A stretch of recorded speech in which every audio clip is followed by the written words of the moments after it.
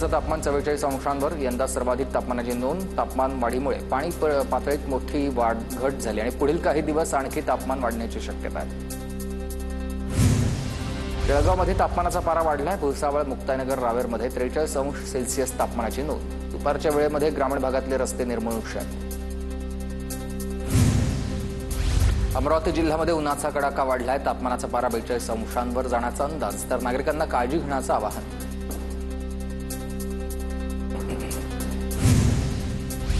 अकोल्यामध्ये तापमानाचा पारा वाढला। अकोल्यात यावर्षी सर्वाधिक 44.2 अंश सेल्सिअस इतक्या तापमानाची नोंद। अकोला राज्यामधील सर्वाधिक उष्ण शहर बनलंय।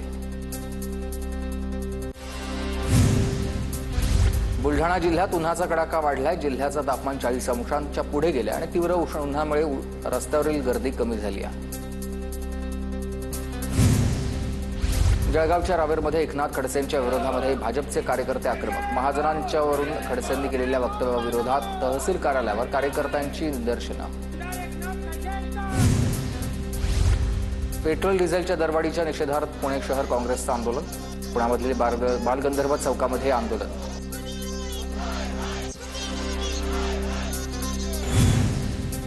उल्हासनगरमध्ये झेप्टोच्या गोदामामध्ये मुदत संपलेल्या चपात्या आणि मशरूम आढळलंय।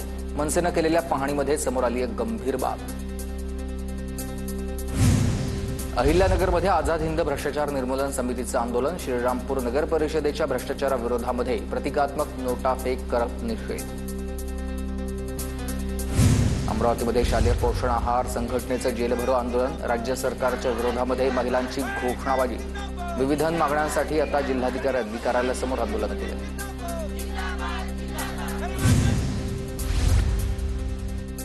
साताऱ्यामधल्या कोरेगावमध्ये मवियाकडून महायुती सरकारच्या विरोधामध्ये आंदोलनामध्ये शेतकऱ्यांची मोठी गर्दी, तर मवियाचा प्रांताधिकारी कार्यालयावर मोर्चा। नांदेडमध्ये स्वच्छ पाण्यासाठी मगदपूर या परिसरामध्ये शोले स्टाईल आंदोलन करण्यात आलंय। 1-2 महिन्यांपासून दूषित पाण्यामुळेच नागरिक आक्रमक झालेत। शुद्ध पाणी पुरवठा झाला नाही तर तीव्र आंदोलन करण्याचा इशारा दिलाय। गोंदियामध्ये महाविहार बुद्धगया विहार मुक्ती आंदोलनाच्या समर्थनार्थ अर्जुनी गोरगावमध्ये विराट मोर्चा। बौद्धगया महाबोधी विहार बौद्ध धर्मियांसाठी सर्वोच्च स्थान आहे। आंदोलनामध्ये सहभागी अनुयायींचं वक्तव्य। लातूरच्या घणसरगार गावातल्या एका व्यक्तीकडून जिल्हा परिषद कार्यालयामध्ये आत्महत्येचा प्रयत्न झालाय। ग्रामपंचायतीनं घराची नोंद परस्पर दुसऱ्याच्या नावावर केल्याचा आरोप आहे। जिल्हा परिषदेनं कार्यवाही करण्याची संदीप भुरे यांची मागणी। मंत्री बाबासाहेब पाटलांबाबत सोशल मीडियावर आक्षेपार्ह वक्तव्य। कार्यकर्ते आक्रमक। पोलीस ठाण्यामध्ये तक्रार देण्यासाठी गेलेल्या कार्यकर्त्यांमध्ये शाब्दिक वाद। गदारोळानंतर आक्षेपार्ह विधान करणाऱ्या व्यक्तीवर गुन्हा दाखल। भैरवनाथ मंदिरामध्ये दानपेटी बसवण्यावरून 2 गटात हाणामारी। कोल्हापूरच्या हातकणंगले तालुक्यातल्या खोची गावामधली घटना आहे। काल सायंकाळी हाणामारीची ही घटना घडली आहे।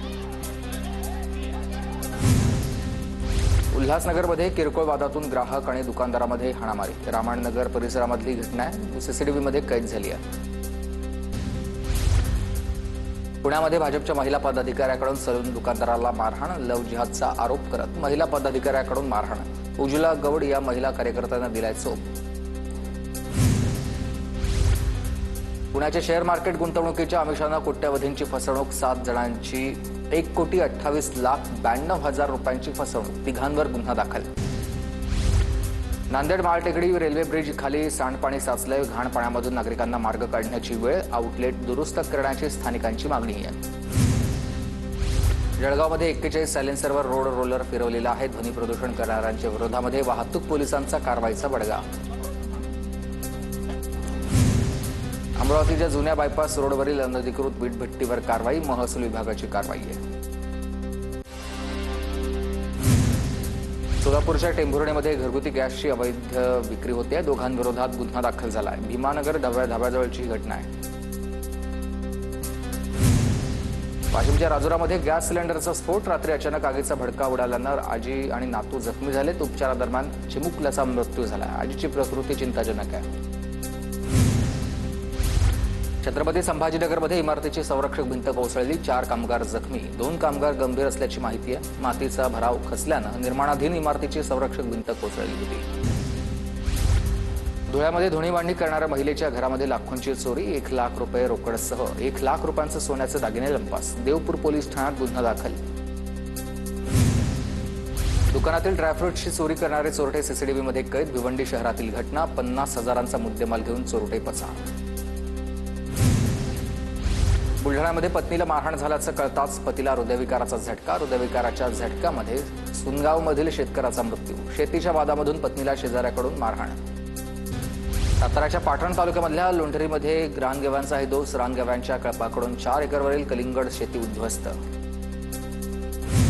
परीक्षेला 5 मिनिटं उशीर झाल्यानं विद्यार्थ्यांना प्रवेश नाकारला. बीडच्या नागनाथ सेंटरमधली घटना आहे. पालक आणि विद्यार्थी आक्रमक झालेले आहेत.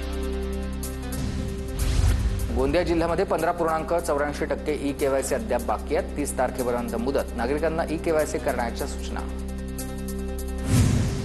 जालन्यात मोसंबीचे दर 6 ते 7 हजार रुपयांनी घसरलेत. आंध्र प्रदेशमधील मोसंबीची मागणी वाढल्यानं जालन्याच्या मोसंबीला फटका. मोसंबी उत्पादक चिंतेत. नांदेडच्या माळरानावरील आंबा थेट अमेरिकेमध्ये. कच्च्या केसर आंब्याला 225 रुपये किलोचा दर आहे. 3 एकर आंबा लागवडीमधून शेतकऱ्यांची आर्थिक उन्नती.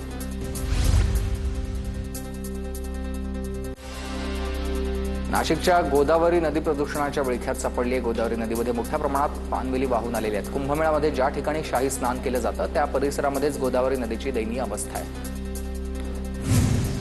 यवतमाळच्या पुसद तालुक्यातल्या 4 गावांना टँकरनं पाणी पुरवठा. रामपूरनगर, एलदरी या गावातील विहिरीमध्ये पूर्णपणे कोरड्या पडल्यात. पाणी प्रश्नावर तोडगा काढण्याची 4ही गावातल्या ग्रामस्थांची मागणी आहे. जालन्याच्या ग्रामीण भागामधल्या विहिरींच्या पाणी पातळीत घट झाली आहे. पाण्याअभावी फळबागा सुकलेल्या आहेत. उत्पादक चिंतेत आहेत. जालन्यातल्या नागरिकांना पाणी टंचाईच्या झळा. कोकण रेल्वे मार्गावर विशेष गाडी धावणार. लोकमान्य टिळक टर्मिनल ते मडगाव एसी गाडी 11 एप्रिलपासून धावणार आहे. उन्हाळी सुट्टीमधील वाढती गर्दी लक्षात प्रशासनाचं नियोजन.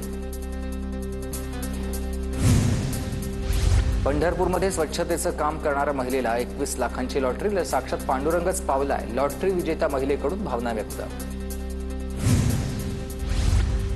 एआय तंत्रज्ञानाद्वारे पंढरपूर वारीमध्ये होणार गर्दीचं व्यवस्थापन. पंढरपूरमध्ये गर्दीच्या व्यवस्थापनासाठी करण्यात आली होती चाचणी. एआय तंत्रज्ञानाद्वारे गर्दीचं प्रमाण आणि घनता मोजता येणार. सप्तशृंगी देवीच्या यात्रेकरता वणीगडावरील रस्ते गर्दीनं फुललेत. उत्तर महाराष्ट्रामधील भाविक मालेगाव मार्गे गडावर रवाना झालेत. भर उन्हामध्ये भाविकांकडून जय अंबेचा जयघोष. नाशिकच्या वणीमध्ये सप्तशृंगी देवीच्या यात्रेला सुरुवात होणार आहे. हनुमान जयंतीपासून यात्रेचा उत्साह असेल. धुळ्यामधून हजारो भाविक दर्शनासाठी पायी रवाना. पीएम किसान योजनेच्या लाभासाठी नव्यानं नोंदणीची संधी. अर्ज प्रक्रियेला 15 एप्रिलपासून सुरुवात. भंडाऱ्यात 35,000 घरकुलांवर सूर्यघर योजनेचं छत लागणार आहे. शासनाकडून घरकुलाच्या अनुदानामध्ये 50,000ची वाढ. ग्रामविकास विभागाचे आदेश. नंदुरबार जिल्ह्यामध्ये 4 महिन्याच्या कालावधीमध्ये 52,000 मतदारांची संख्या वाढली आहे. मतदार नोंदणी मोहिमेमुळे मतदारांच्या प्रमाणामध्ये वाढ. आगामी निवडणुकीसाठी फायदा होईल. रत्नागिरी जिल्हा परिषदेकडून गणवेश वाटपासाठी नियोजन. जिल्ह्यामधल्या 2500 समित्यांवर गणवेशाची जबाबदारी. पंढरपूरमध्ये तीर्थक्षेत्र विकास आराखड्यामधील सुलभ शौचालय संकुलाचं उद्घाटन झालंय. संकुलासाठी मंदिर समितीमार्फत जागा आणि प्रशासनाकडून निधीची तरतूद. वकिलाच्या कारकुनाचं काम करणारा तरुण मेहनतीच्या जोरावर बनलाय न्यायाधीश. भोरमधील अमित साठे याची दिवाणी न्यायाधीश आणि प्रथम न्यायदंडाधिकारी म्हणून निवड. माजी क्रिकेटपटू केदार जाधव यांचा भाजपमध्ये प्रवेश. प्रदेशाध्यक्ष बावनकुळेंच्या उपस्थितीमध्ये प्रवेश. चंद्रपूर जिल्ह्यामधील सावली बाजार समितीवर काँग्रेसचं वर्चस्व. विजय वडेट्टीवारांच्या नेतृत्वामधील काँग्रेस प्रणित शेतकरी परिवर्तन आघाडीचा सर्वाधिक 14 जागांवर विजय. धुळे तालुक्यामध्ये 131 ग्रामपंचायतींसाठी तहसील कार्यालयामध्ये सोडत. 7 ग्रामपंचायतींमध्ये सरपंच पद अनुसूचित जाती तर 21 मध्ये अनुसूचित जमाती प्रवर्गासाठी राखीव.